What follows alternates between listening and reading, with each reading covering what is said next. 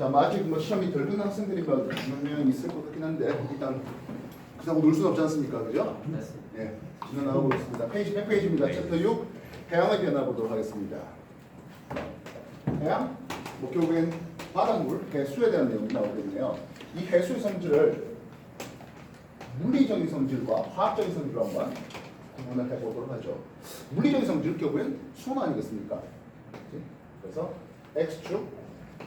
X축입니다. 이게 X축입니다. 수심에 따른 Y축 수온의 변화를 보자하네요. 알겠습니다. 그때 보니까 대략 이런 그림이 나오고 있습니다. 여러분들 해수에 대한 내용이 중3 대신 나옵니까? 중2 대신에 나옵니까? 중2 대신에 해수했다 안 했다? 했습니까? 예, 그거 그대로예요. 좀 수심이 깊어진다 하더라도 수온의 변화가 거의 없네요. 뭐라 그러죠? 혼합층. 그렇지, 혼합층이라고 부릅니다.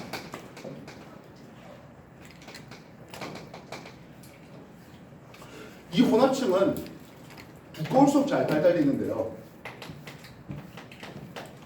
조위도와 중위도로 볼 때 누가 혼합층이 더 잘 발달되어 있습니까?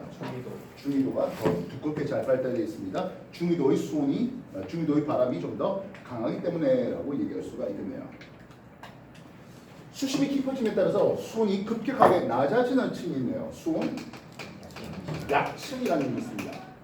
이 수온 약층은 굉장히 우리가 안정한 층이라는 뜻을 쓰는데요. 우리가 기층 저번 수요일 지금 한 달 전이네요, 그죠?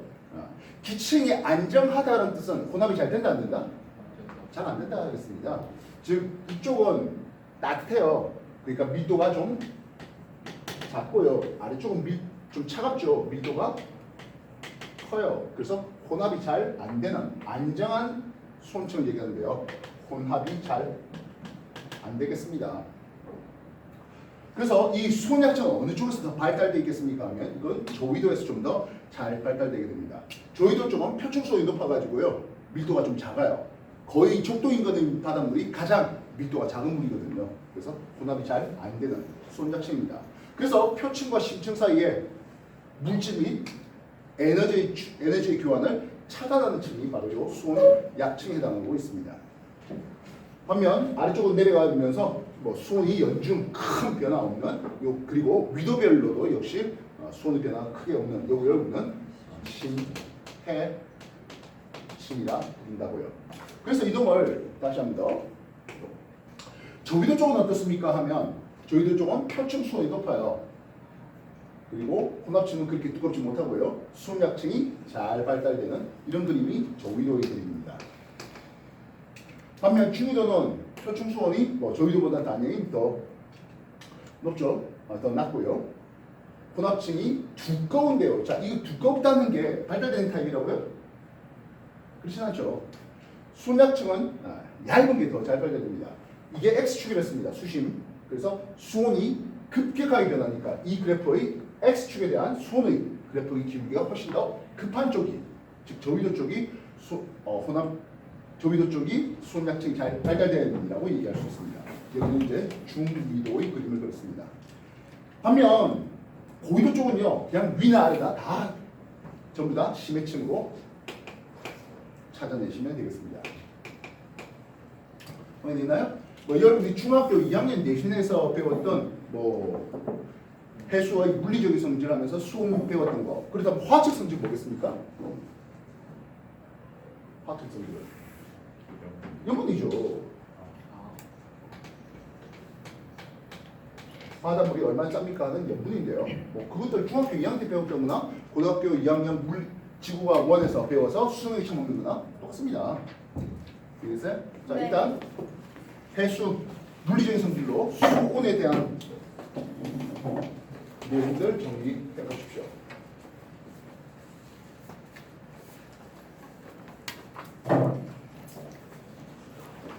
페이지 100페이지에 다 나와 있는 거예요. 수능 책을 안 가져왔는데 하는 분 있습니까?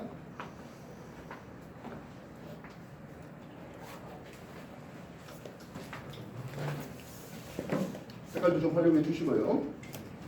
신입생 그 노트가 새 노트입니까? 네, 알겠습니다. 뭐 모자라면 더 데스크에서 받아가서 하시면 됩니다.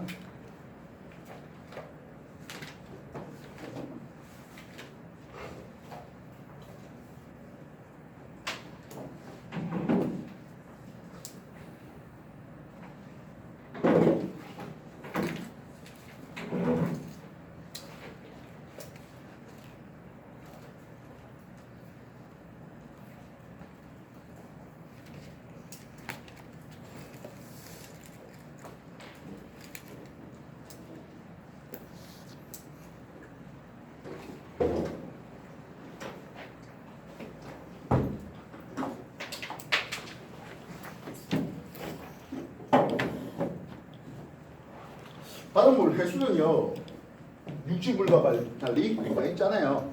염분들이 있겠죠. 대략 35 평균 염분은 전 세계 평균 염분은 35. 자, 중학교 때 퍼밀로 배우기도 했고 PSU라는 단위를 쓰기도 하겠습니다. 해수 1kg을 증발시켜서 얻을 수 있는 용료의 총량을 제시하는데 평균 35가 됩니다. 평균이라는 뜻은 모든 바닷물이 다 똑같은 염도를 가진다고요? 그렇죠, 그렇죠. 그렇다면 어떻게 했을 때 염분이 높아질 수 있는지 또는 낮아질 수 있는지 하겠습니다. 염분이 높으려면 강수량과 증발량을 볼 때 누가 더 커야 염분이 높아지겠습니까? 당연히 증발량이 더 크면 되겠죠. 그럼 반대로 강수량이 더 커 하면 염분이 낮아질까야 하겠습니다. 우리가 적도를 생각해 봅시다. 적도. 햇빛 쨍쨍 수직으로 떨어집니다. 근데요, 여기는 비가 많이 와요. 열대 우림이에요. 우리가 흔히 적도 저압대. 오늘 수업의 한참 동안 후반부에 보면 대기 해수의 어떤 관계하면서 열대 저압대를 제시합니다. 즉 저위도는 비가 강수량이 더 많아요. 그럼 반대로 중위도는 증발량이 더 많은 것을 볼 수가 있겠습니다. 이해됐습니까? 네. 아마 여러분들이 화학 2를 공부하게 되면 끓는 점 오름, 어느 점 내림 뭐 이런 얘기들을 배우게 되는데요. 물이 얼잖아요, 그렇지? 근데 그 안에 여러 가지 용진도가 있는 즉 용액이 얼입니다. 용액이 얼 때는 물만 먼저 얼어요. 그럼 농도가 좀 더 진해지게 됩니다. 결빙, 바닷물이 얼어서 결빙되는 곳이면 염도가 높아지겠습니까? 낮아지겠습니까? 높아져요. 높아지겠죠. 결빙되는 지역은 물만 얼다 보니까 농도가 높아지게 됩니다. 그럼 반대로 해빙되는 지역은 어떻게 되겠어요? 낮아지겠죠. 즉 우리가 고위도를 보면 결빙된 지역과 해빙된 지역이 좀 따라 보이는데요. 그래서 고위도는 누가 염분이 높습니까? 낮습니까? 라고 하면 이 빙하의 결빙, 해빙 관계에 따라서 얘기가 달라지겠다 하겠다고요. 추가적으로 강물은 이제 염도가 당연히 낮을 수밖에 없죠. 하천수 유입이 있다면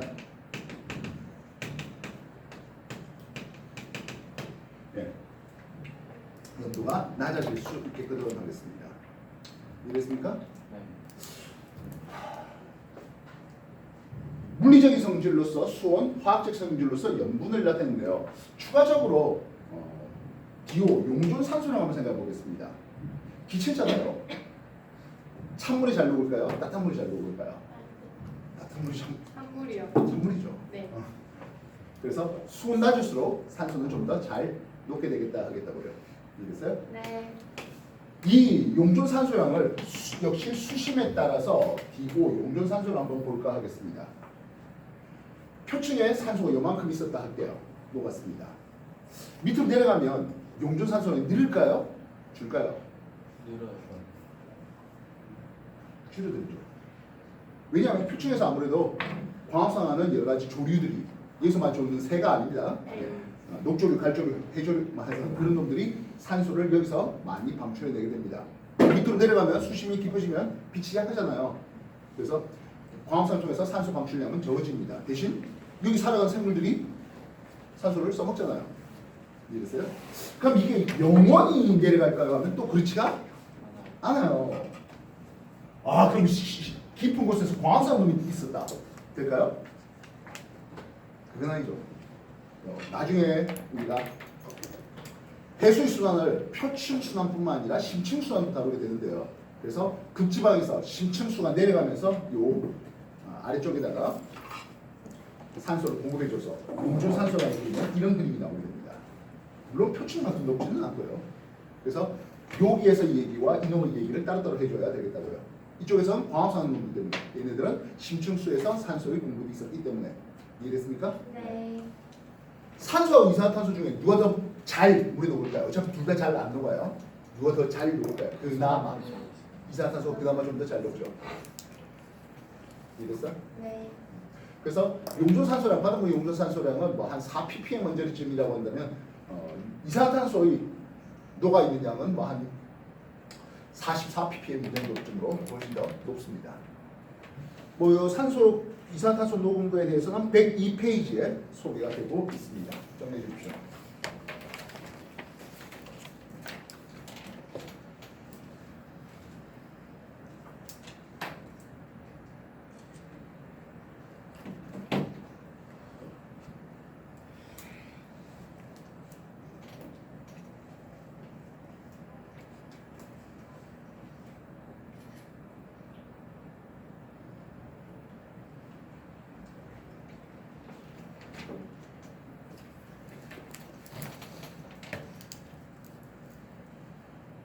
자, 우리나라 한번 생각해 보겠습니다. 수온을 얘기를 해볼게요.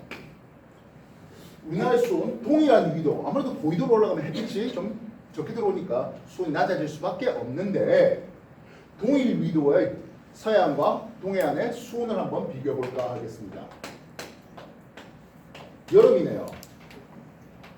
여름은 A 서해안과 B 동해안 중에 누가 수온이 더 높을까요? A가 더 높습니다. 그럼 겨울도 그럴까요? 그렇진 않아요. 서해 황해는요 수심이 얕아요. 그 말은 물의 연용량이 적어요. 비열 말고 연용량, 물 자체의 양이 적으니까. 그래서 금방 뜨거워지고 금방 차가워집니다 하겠다고요. 그래서 여름철 수온인지 겨울철 수온인지 따라서 A, B 위치가 달라요. 이랬습니다. 물론 C, 남해는 항상 더 수온이 높죠. 맞죠? 이해되겠습니까? 네. 왜 남해는 수온이 더 높아요? 온 계절 다 통틀어서? 크로시오 해류. 예, 그렇죠. 저위도인 것도 있고 플러스 알파 크로시오 해류가 따뜻한 물을 잘 공급해 주기 때문에 이렇게 해줄 수 있겠습니다. 주인 액션 다 했다. 네. 그렇지 않겠어요? 네. 다시 보겠습니다. 수온 말고 염분을 한번 생각해 볼까 하겠습니다. 염분은 A, B. 이거는 여름, 겨울하고 상관이 없는 것 같네요. 염분은 항상 A 더 낮아요. 왜 그래요? 그렇죠. 하천수로 계속해서 유입되잖아요. 우리나라 강의 대부분은 서해안으로 이렇게 흘러들어가는 것을 볼 수 있습니다. 알겠습니까? 근데 우리나라에서 오는 물의 양보다 중국 쪽에서 오는 양이 월등히 더 크죠. 알겠어요? 그래서 등 수온선과 그리고 등 염분선을 보면요. 서해 쪽은 해안선과 나란한 경향을 띄어요. 육지의 영향을 많이 받는다는 뜻이죠. 뭔지 알겠습니까? 반면 동해 쪽은 위도와 비슷해요. 위도와 위도선과 등 수온선이 비슷해요. 그거는 아무래도 태양에너지가 영향을 많이 받는다. 이렇게 할 수 있습니다. 페이지 101페이지에 우리나라 인근의 수온과 염분을 여름과 겨울에 대해서 나눠놓은 그림이 나오고 있습니다. 중위 내신에 다 했던 내용들입니다. 기억하셔야 될 것이겠습니다. 정리해 주십시오.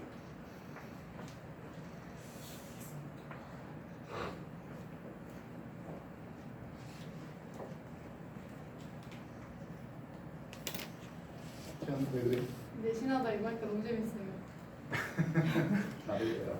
너무 행복해요. 그치? 그까이 그 내신은 왼쪽 팔로 풀어도 다 되는 거 아는 거죠. 요즘 몰랐어. 예시랑 싫어. 아직 시험 안 친 학생들 누구 있지? 저 내일 과학이에요. 왜 와 있어야 되지? 내신 공부나 하지. 내신은 발로 해도 된다. 약간 이런 말이에요. 예, 그렇죠. 발로 하면 무슨? 않을 수도 있지. 자, 마지막 얘기가 있겠네요. 해수의 성질 중에 밀도가 있겠네요. 해수 성질로 밀도를 제시하겠습니다. 어떤 경우에 밀도가 높아질 수 있겠습니까? 하네요. 일단 염분이 높아야 밀도가 높겠습니다. 수온은 낮아야 되겠죠. 마지막으로 수심은 아무래도 깊은 쪽에 있는 물이 밀도가 좀 더 크다 하겠습니다. 그래서 TS도라는 이름을 쓰는데요. 온도하고 염분에 대한 내용입니다. 페이지 102페이지에 보시면 수온과 염분에 대해서 하고 있습니다. 수온이 뭐 여기가 20도 C에서 뭐 0도 C까지 제시되고요. 염분이 33 PSU에서 36 PSU까지 되고 있네요. 대충 이런 그림이 나오고 있습니다. 즉 수온이 낮고 염분이 높을수록 이렇게 갈수록 밀도가 커지는 방식입니다. 되겠나요? 질문 주십시오.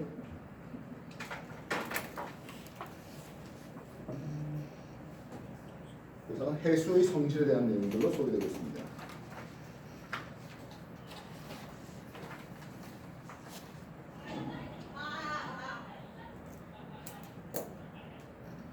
중2 때 이거 나왔나? 해수도가? 그건 안 나왔어요. 안 나왔습니까? 그래도 당신도 내신할 때 한 번 소개는 하지 않았을까? 그랬을 것 같긴 해요. 예, 그래서 말입니다. 아, 네, 처음 봤어. 그래? 한번 들어본 적 없는데 나도 그래. 기억을 못 나요. 그래서- 다른 또 얘기는 했을 것 같은데. 사이로 있어야지. 사리를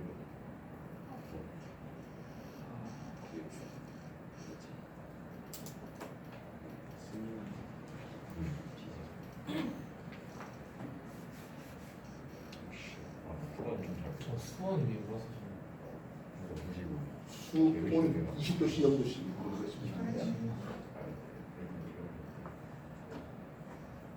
그래서 이쪽으로 할수록 수온이 낮아지고 이쪽 할수록 염분이 높은 이런 물이 되겠고 그래서 밀도가 커지고 있는 이런 물입니다. 이해됐습니까? 그래서 나중에 우리가 수괴 물덩어리라고 얘기되는데요. A, B. A와 B는 염분이 같아요. 근데 B가 수온이 어때? 더 낮아요. 그래서 B의 밀도가 뭐다? 좀 더 크잖아라고 얘기할 수 있겠습니다. 그러면 B와 C를 봤습니다. 얘는 수온은 같은데 염분이 뭐가 더 높아? C가 더 높아. 그래서 밀도가 좀 더 크잖아라고 얘기할 수 있는 문제입니다. 이해됐어요? 네. 그래서 각 지역의 수계 물덩어리의 TS도를 놓으면 얘네들이 밀도가 이 정도쯤 되니까 이 두 개가 모이면 어떤 놈이 밑으로 내려갈지에 대한 정보들을 알아낼 수 있습니다. 당연히 밀도 큰 놈이 밑으로 내려가겠죠. 우리가 파는 경기에서 밀도 큰 판이 작은 판 밑으로 서립하는 뭐 그런 얘기하고 뭐 다르지 않을 것 같네요. 자, 이제 한 페이지 넘겨서 이 해수가 순환하는 것을 한번 봅시다 하네요.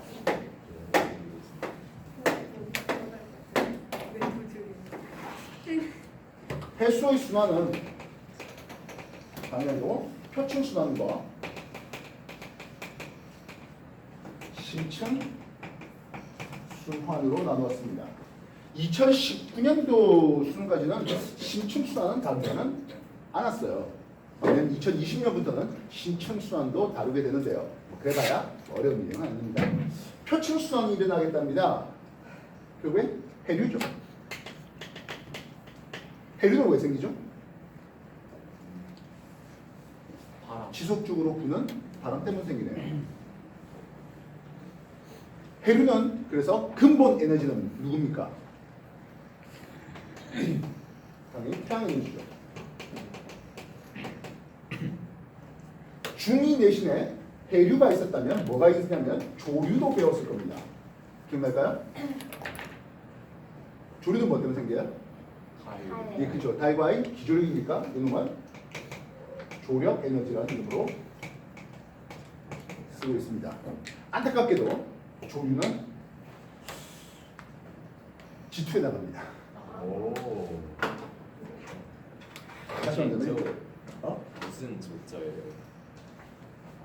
조류? 네. 세조. 세조는 아니라도 기억. 아침조는 뭔데? 조석 현상이라고 하는데요. 뭐 나중에 한번 찾아보십시오. 한자는 잘 모르겠습니다. 자, 표충순환인데 표충순환이 일어나는 이유는 뭐 뻔하죠. 지구와 둥글어요. 지구가 둥글다 보니까 위도별 에너지가 불균등하게 들어오네요. 그치? 그래서 아무래도 저위도에는 에너지가 좀 많이 집중되고 고위도에는 에너지가 좀 부족한 상황이 벌어집니다. 그래서 나중에 언젠가 태양 상수 가지고 한번 지구가 받는 에너지를 뭐 위도별로 한번 나눠보면 될 것 같습니다. 나중에 태양 상수 아이절에 대해서 우리가 위도별 코사인 위도를 해가지고 받는 위도별 에너지학에 대한 이런 내용을 지구학에서 공부하게 되겠습니다. 재밌어요. 논술 문제로 옛날에 참 많이 썼는데 요즘에 와. 논술이 뭐 별로 의미가 없어가지고. 그래서 위도별로 0도에서 90도 극지방까지 태양에서 받는 에너지를 보니까 이런 그림이 나와요. 태양, 복사, 에너지가 되겠죠. 근데 지구도 에너지를 방출합니다. 그래서 지구 복사 에너지는 0 그림이 나오네요. 다시 말하면 저위도 쪽은 에너지가 뭐하다고요? 남아 돌아요. 방해해요. 반면 고위도 쪽은 에너지가 부족하죠. 그래서 저위도에서 고위도로 에너지의 수송이 있게 됩니다. 그래서 에너지 수송량이 나오네요. 에너지를 어떤 방법으로 수송하겠습니까? 크게 두 가지의 방법이 있습니다. 뭐죠? 대기 대순환과 그리고 해수의 순환을 통해서 저위도 에너지를 고위도로 수송하네요. 이 수송량 에너지가 맥스 되는 위도가 있는 것 같습니다. 여기가 38도가 되고 있습니다. 어디죠? 우리나라. 네, 우리나라야. 그래서 대기 대순환하는 과정에서 갑자기 에너지가 저위도에 너무 넘쳐나면 한 방에 푹 보내주는 방법이 있네요. 뭐죠? 샌프란시스코 있잖아. 예, 태풍이죠. 열대적이야. 온대적압 지나갔다가 열대적압 지나갔다가 뭐 지랄 발광하는 그런 위도가 우리나라 위도입니다. 단문화시 참 좋은데 푹 잡았습니다. 그죠? 시험 얘기 얼마나 좋습니까? 안 맞아? 맞아요. 뭐 사우디아라비아 어제도 듣고 내일도 듣고 한 달 뒤로 또 듣고 소유가 있잖아요. 사우디 왕족으로 태어났으면은 그 동네가 좋긴 하겠는데요. 거기에서 그냥 노예라든지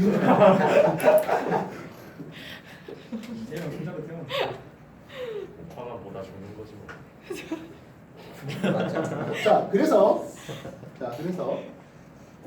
이런 에너지가 남아도는 걸 이제 보내는 과정이 필요할 것 같습니다. 그 보내는 과정이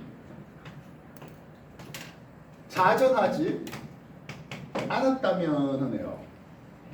조위도에 남는 에너지를 고위도로 보냅니다. 자전하지 않았다면 조위도에 상승 기류가 있겠고 놈이 쭉 가서 고위도 쪽에서 이런 식으로 내려올 것 같네요. 이해됐습니까? 그래서 지상에는 항상 북방구 기준으로 항상 북풍이 부는 요 순환을 헤들리 순환이라는 이름을 씁니다. 헤들리가 생각했을 때 지구가 뭐 공기와 이런 공기의 움직임을 마찰시킬 뭐 그런 것들이 없다면 자전하지 않았다면 북반구에서는 항상 북풍이 불어올 거야 라고 얘기하는 모델이었습니다. 근데 지구가 자전하네요. 지구가 자전하다 보니까 대기대수의 모양이 좀 복잡해집니다. 저위도 쪽에는 상승하는 공기가 있네요. 그것이 쭉 가지 못하고 위도 한 30도 인근까지 이렇게 돕니다. 이 순환을 헤들리 순환이라는 이름을 쓰겠다고요. 그럼 위도 90도 극에서는 찬 공기가 내려왔다가 역시 올라가는 순환이 일어나네요. 이 순환을 극순환이라는 이름을 씁니다. 그래서 이 극순환과 해대의 순환은 열에 의한 직접 순환이 됩니다. 직접 순환이 된다는 것은 뭐도 있다고요? 간접 순환도 있겠죠. 예, 마치 통계바퀴 돌듯이 해대 순환의 큰 하원기를 따라서 같이 내려오네요. 마찬가지 다시 따라 올라가는 이런 순환세를 보게 됩니다. 페렐 순환입니다.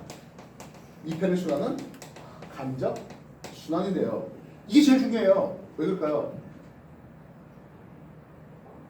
우리나라가 여기 있으니까요. 우리나라가 페렐 순환이 있는 데 있잖아요. 우리나라에서 극순환에 대한 내용을 뭐 엄청나게 많이 강조할까요? 아니에요. 지투에서 강조해요. 아이고. 왜 지투에서 극순환을 강조할까요? 다 강조하지 않을까요? 물론 그렇죠. 겨울철에 한파가 몰려올 때 어떤 일이 벌어지느냐 하는 뭐 그런 걸로 지투에서 강조해요.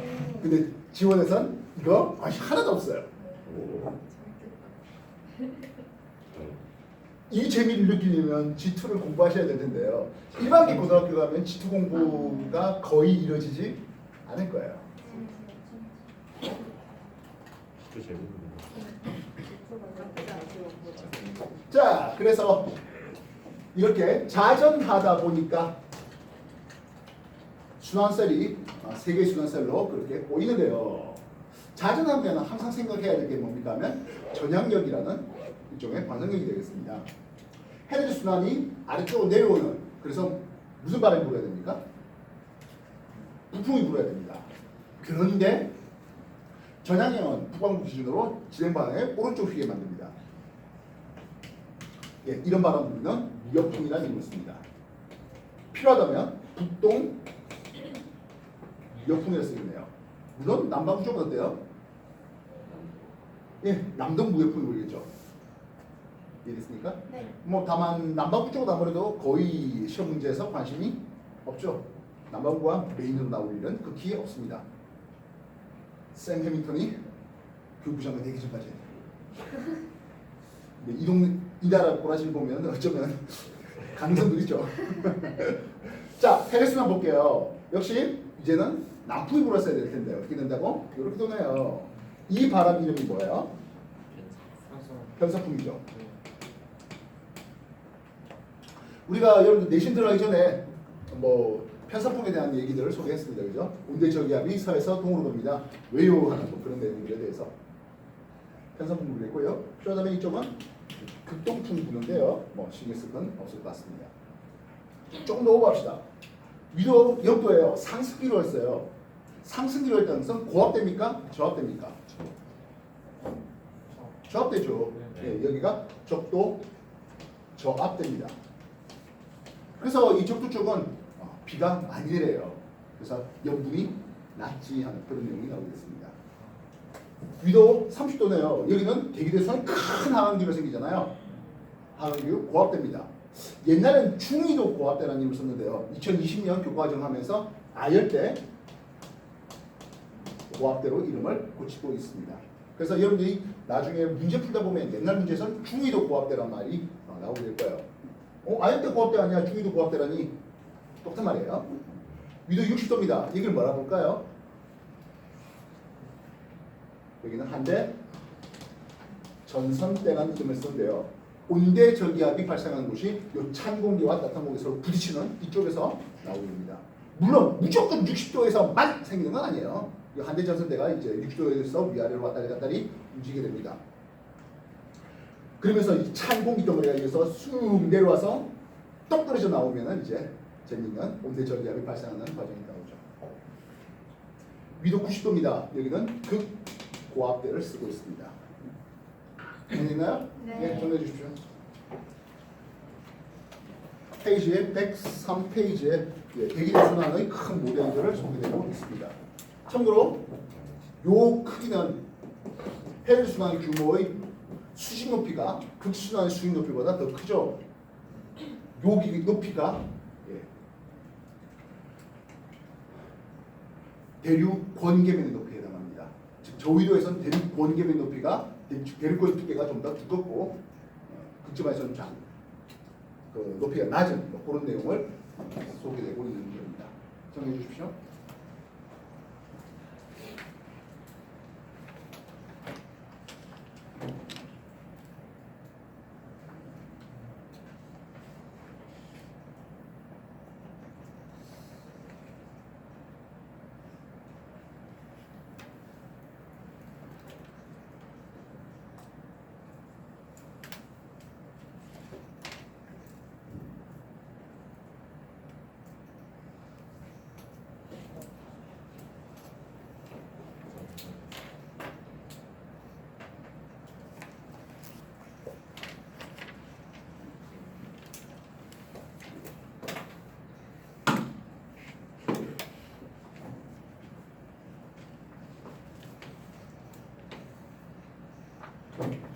쌤 해수하는데 왜 갑자기 대기대순환을 얘기합니까 하면 이런 대기대순환을 통해서 만들어진 바람에 의해서 해류가 생기거든 하겠습니다. 기본 에너지는 태양 복사 에너지입니다. 해류가 생기는. 그러면 무역풍대에서는 어떻게 물이 흐름이 있겠습니까 하네요.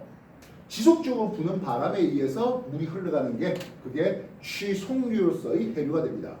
바람이 이렇게 분다 했잖아요. 이렇게 불면은 진행바의 오른쪽 휘게 만드는 힘이 있습니다. 누구요?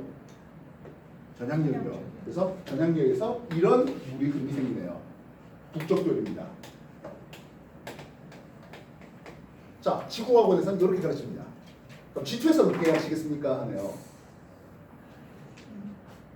G2에서는 이 물의 흐름이 있어가지고 바람이 이렇게 불면서 바람이 불면 진행바의 오른쪽으로 물을 밀어 올려요. 그럼 여기가 좀 더 물 수위가 높아. 여기가 물 수위가 낮아요. 그럼 수위가 높은 데서 낮은 대로 수압 경도력이라 하거든요. 여기가 수위가 높아서 물이 이렇게 가려고 하는데 진행바의 오른쪽 휘게 만드는 힘이 있어요. 뭐요? 전향력이요. 그래서 이렇게 걸려가요. 이건 G2에서 가르친 내용이에요. 그래서 어쨌든 전향력의 힘은 필요하다는 거예요. 그냥 바람이 이렇게 부니까 진행바의 오른쪽 휘게 만든다. 이건 G1에서 가르치는 거고 G2에서는 이제 수압 경도력까지 고려해서 그렇게 소개되어 있습니다. 그럼 뻔하게 편서풍대에서는 이렇게 움직이네요. 태평양 모델을 할게요. 태평양에서는 이 해류 이름이 무엇일까요? 북태평양 해류입니다. 네. 야 이씨. 그럼 대서양에서는요? 예, 북대서양 해류예요. 그리고 있어요? 아니 처음 듣는 내용은 아니잖아요. 네. 예, 북태평양 해류가 지나가네요. 이게 대륙이 없었으면 그냥 계속 한 사이클 붕 돌았을 거예요.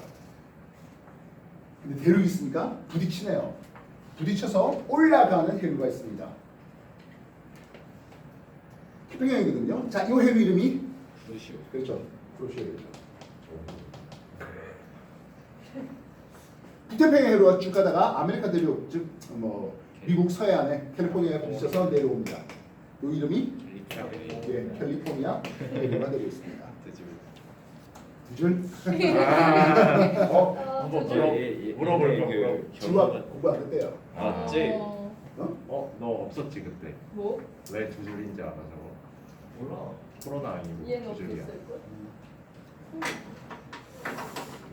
자, 우리는 요 크루시엘은 저위도에서 고위도로 올라가는 해류입니다. 따뜻한 물이 올라갑니다. 이런 것을 난류라는 의미를 씁니다. 그럼 캘리포니아 해류는 어떻습니까 하네요. 캘리포니아 해류는 고위도에서 저위도로 내려오죠. 차가운 한류가 되고 있습니다. 이러다 보니까 DO 용존산소량은 하겠습니다. 산소 누가 더 많다고? 한류 쪽이 좀 더 많죠. 또한 영양, 염류 역시 난류 쪽이 한류 쪽이 좀 더 많은 것을 볼 수 있습니다. 반면 수온이라든지 염분 이런 쪽은 난류 쪽이 좀 더 큰 것을 볼 수 있습니다. 태평양의 이쪽 부분은 동쪽입니까? 서쪽입니까? 태평양에서 이쪽 부분은요. 서쪽입니다. 그래서 여기를 우리는 서안 경계류라는 이름을 씁니다. 태평양에서 이 부분은 동쪽입니다. 그래서 여기는 동안 경계류가 되는데요. 아까 지구학 2 정도에서 공부되는 내용이었다 했습니다. 이쪽으로 저위도의 물을 위도 30도 분으로 올립니다. 마찬가지인데요. 북태평양도 여기를 30도 물을 이쪽으로 올리게 됩니다. 그래서 위도 한 30도 쪽이 다른 데보다 물이 볼록하게 더 올라와 있는데요. 이 올라와 있는 중심이 지구자전, 즉 전향력의 효과에 의해서 좀 더 서쪽으로 많이 가 있습니다. 이해됐어요? 즉 우리가 수면 수위가 똑같다는 그림 하에서 이쪽이 좀 더 볼록하다는 뜻이에요. 느낌이 이해됐어요? 네. 그래서 서안 강화 현상이라는 이름을 씁니다. 서안 경계류가 훨씬 더 유속이 빠르고 서안 경계류가 유속 빠르고 폭은 좁고 그리고 깊게 싹 지나가는 물이 됩니다. 반면 동안경류는 세워라 내워라 천천히 흐르는 이런 놈이 되겠다고요. 이해됐어요? 이해됐나? 네. 쓰레기섬이라는 말을 들어본 적이 있다 없다? 있어요. 예. 그렇다면 이 쓰레기섬은 어느 쪽에 좀 더 잘 있겠습니까? 서안 쪽입니까? 동안 쪽이겠습니까? 예, 동안 쪽이죠. 이해됐어요? 네. 그래서 캘리포니아류는 두 줄 건너는 좀 넓게 천천히 흘러간다는 폭 얇게 흘러간다는 반면 쿠르시오류는 좁게 빠르게 깊게 올라가는 그런 물의 흐름입니다. 정리해 주십시오. 참고로 이 순환 이름이 아열대 순환이고요. 당연히도 우리나라에 영향을 끼치는 순환은 이 아열대 순환입니다. 정리해 주십시오.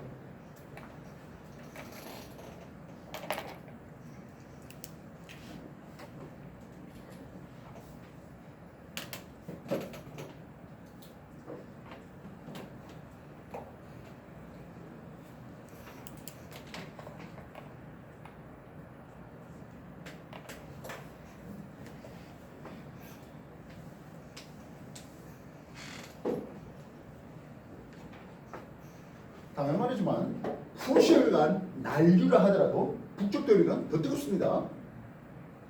캘리포니아류가 한류라지만 북태평양은 더 차갑습니다. 더 고위도에 있어서요. 그러니까 이 물을 비교했을 때 이쪽이 수온이 더 높다지 북쪽 대륙보다 더 높은데 이럴 수는 없을 거예요. 마찬가지 요놈이 한류라 하더라도 수온이 낮다 하더라도 북태평양보다 더 수온이 낮을 수는 없습니다.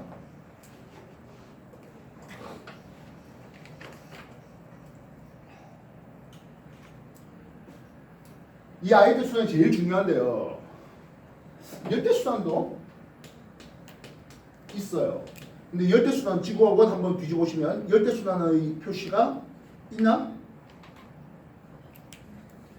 열대 순환이라고 없죠. 예, 글은 없는 것 같습니다. 북쪽 대륙은 이렇게 오다가 아시아 대륙 부딪히면서 올라간다 했잖아요. 올라가기만 할까요? 내려가기도 하는 이런 물이 흐름이 있겠고요. 그래서 이쪽으로 쭈르륵 내려가는 적도 반류라는 이름이 있는데요. 이거 역시 지구와 후에서 이제 소개되는 겁니다. 지금 좀 전까지 이렇게 했던 것들은 모두 다 태양 에너지 때문에 일어난 바람에 의해서 물이 위로 올라가서 지나가는 길에 지형과 오른쪽 휘게 만드는 뭐 이런 얘기들을 하게 되는데요. 취송류라는 이름을 씁니다. 바람에 의해서 만들어진 해류라고 해서 취송류라는 이름이 있어요. 근데요. 이렇게 북쪽 대륙을 쭉 오다 보니까 요 서쪽에 물이 좀 더 높아요. 물보다 동쪽보다요. 높은 데서 낮은 데로 쪼로록 내려가는 적도 반류는 경사류라는 이름이 있습니다. 이쪽 수위가 더 높아서 쪼로록 내려가는. 알겠습니까? 그래서 저 한참 옛날에 여러분들 엘니뇨 라니아를 소개한 적이 있었는데요. 그때 이 적도 반류의 세기에 대해서도 한번 소개가 되겠습니다. 다만 지금은 지구가 원이니까 열대 순환은 잠시 지워두자고요. 네? 네. 정리 다시 해주십시오.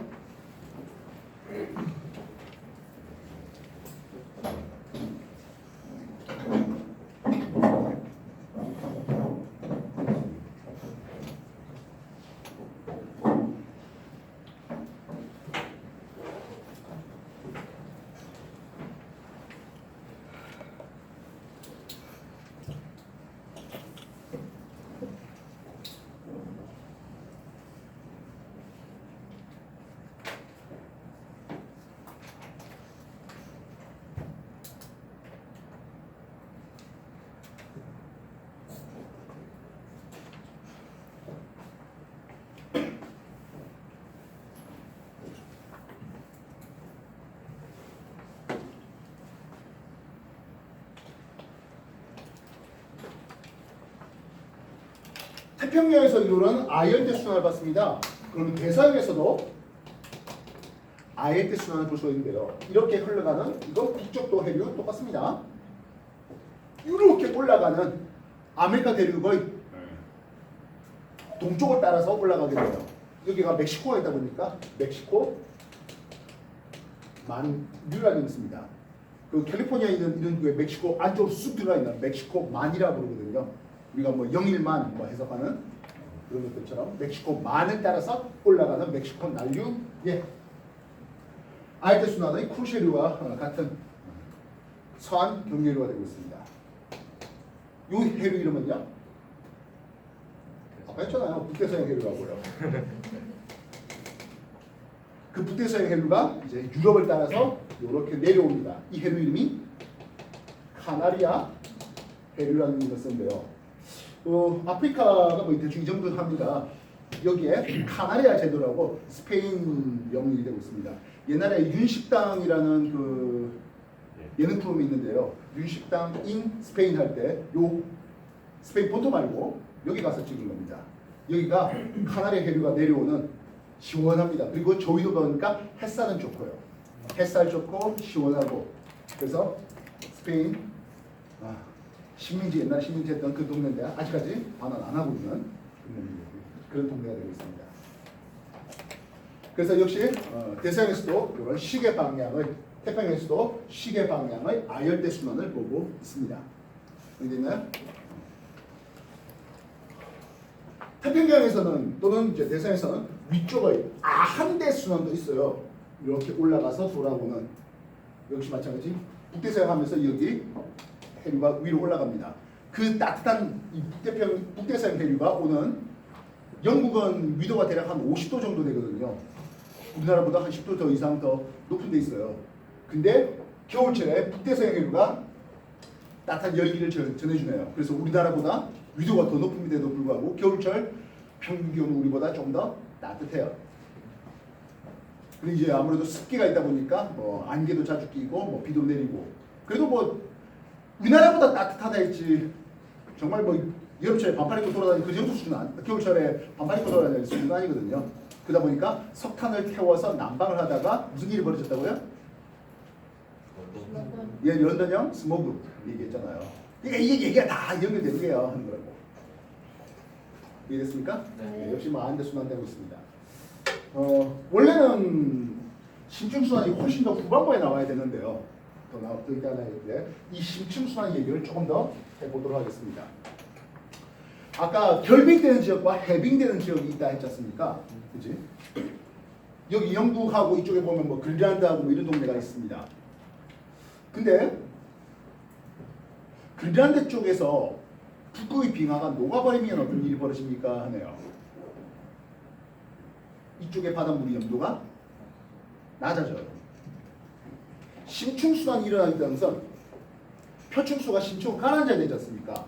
그래서 고위도 지역에서 표층수의 침강이 일어나고요. 그렇게 해서 바다가 그 고위도 표층수의 침강이라는 그 차가운 물이 바다 밑바닥을 긁고 올라가다가 저위도에서 심층수의 용승이 일어나는 이런 컨베이어 벨트가 돌아가게 됩니다. 근데 만약에 지구 온난화를 통해서 그린란드 인근의 여러 가지 빙하들이 녹아요. 염분이 낮아져요. 수온은 낮은데 염분이 낮아져요. 침강이 잘 안 일어나요. 침강이 잘 안 일어나면 북대서양 해류에 열 공급이 잘 안 되죠. 여기 물이 그대로 있으니까 이 물이 침강해야 되는데 그래야 다시 공급이 될 텐데 그러지 않네요. 그래서 오히려 고위도 쪽에서 열에너지 공급이 없다 보니까 훨씬 더 추운 일이 벌어지네요. 영화 제목이 투마로우라는 영화죠. 그 투마로우라는 영화의 모티브가 방금 얘기했던 심층수의 순환 컨베이어 벨트가 끊어짐으로 인해서 표층수의 순환이 잘 안 이루어지고 오히려 그래서 저위도 쪽은 에너지가 너무 남아 돌아서 태풍이 너무 많이 발생하고 고위도 쪽은 소빙하기가 오는 뭐 그런 내용으로 소개된 게 투마로우라는 영화인데요. 이 투마로우라는 영화는 뭐 아마 유튜브 이런 데서 여러분들 그 간략본 해갖고 아마 볼 수 있을 겁니다. 뭐 풀로 볼 필요는 없고요. 영화의 모티브가 되는 정도만 그렇게 한번 봐주시면 좋을 것 같습니다. 알겠습니까? 지금까지 한 거 정리해 주십시오. 페이지 104페이지 소개되고 있습니다.